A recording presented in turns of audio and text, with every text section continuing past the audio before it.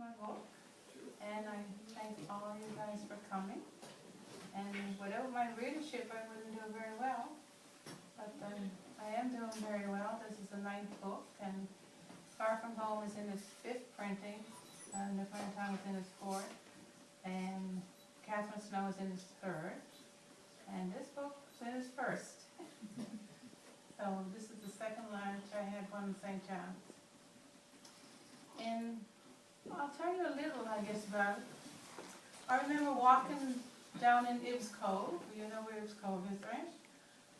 There used to be 18 stages straight across, and all of these families used to be calling back and forth to each other. And it was kind of a nice, kind of family thing. So I walked down, and the stages were gone, and then it started from there. And people ask me where I get my images from. Shipwrecks has always been part of Newfoundland, and of course there's a cave in Ibs Cove which my brothers used to explore. And the Beothuk, well, there's so much written about the Beothuk, and I remember being in the Newfoundland Museum and seeing the skeleton of a Beothuk man and a little boy curled in a fetal position, and thinking we wouldn't do that to a white person. You know, we bury our people, and we did this to this Beothuk. You know, and I think everything comes together in a book. And one aspect of the book which deals with genetic memory, I don't want to talk about because I don't want to give away the surprise. So this was where I wrote the first part. I walked down a gravel path, my feet scattering loose stones. The dark emptiness in front of me is a chasm I fear falling into. The cold light above Oka Cliff Cove no longer blazes on waters, rolling like light burnishes dark water. I walk out on the empty wharf towards voices of the sea. Images rise out of its waters, boats, people, romping whales. A strand of my own dark hair crosses my face, as if it is her hand touching my skin, the wind or whisper, before I step over the wharf into the past. And I'll go back to the 17th century.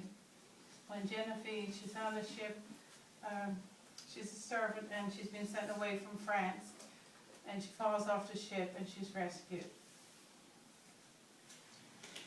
The tempest lurched in the stormy Atlantic Ocean, and Genevieve winced for the 100th time at the jolt against her hip. The cold, hard side of the ship's passenger hull was an insufferable place. Anger at nobleman Monseigneur Laurier for sending her on this voyage added to her discomfort. He and Madame Laurier had insisted that they were shipping her away from France to a new world so that her life would not be jeopardized by Catholic and Huguenot conflicts. Their reason for paying her passage on a ship. She had heard Madame Laurier tell an acquaintance that the ship would be journeying from St. John to an island named St. Pierre. A fine place for Genevieve, she said with a sardonic smile. She has the advantage of having English as well as her own tongue spoken in this household.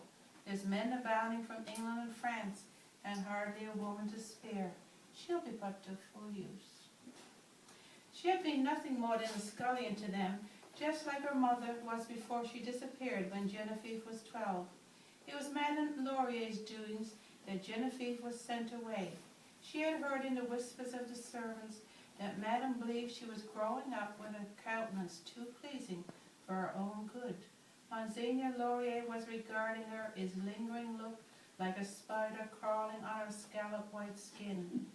The young emigree wrapped her hands so tightly around the heavy cross hanging from her neck, her palms stung. Another lurch of the ship, and her mouth fell awash with her own bile. The winds had not always been favorable, and the prolonged voyage had taken a toll on supplies. There was not much food in her stomach.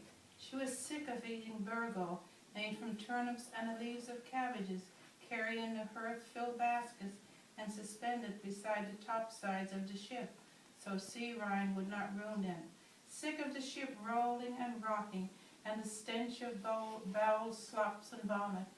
Every time a passenger reached a jolly-looking Scotchwoman, symphonic exclaiming, "Gardy Lou," as if she were looking out the window in her house and shouting down to the people on the street to clear the way for her slop bucket.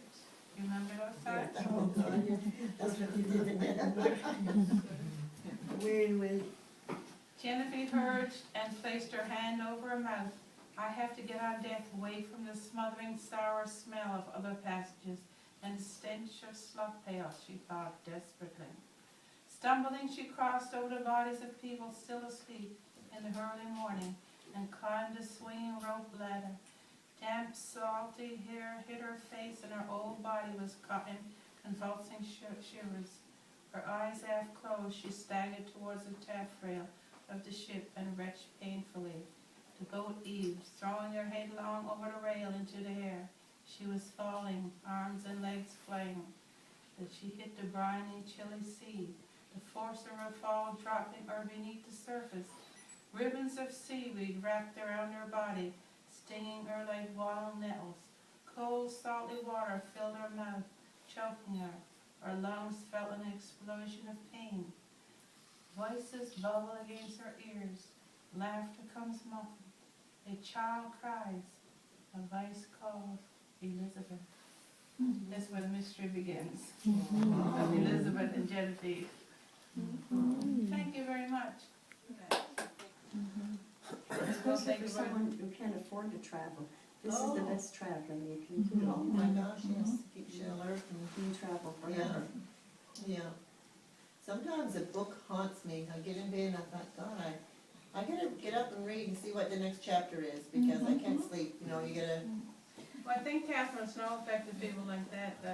It probably was Yeah. somewhat of a downer, but still, when you think about the strength of a woman who could survive in a dungeon and give birth, I was very drawn to Catherine Snow and how they treated her.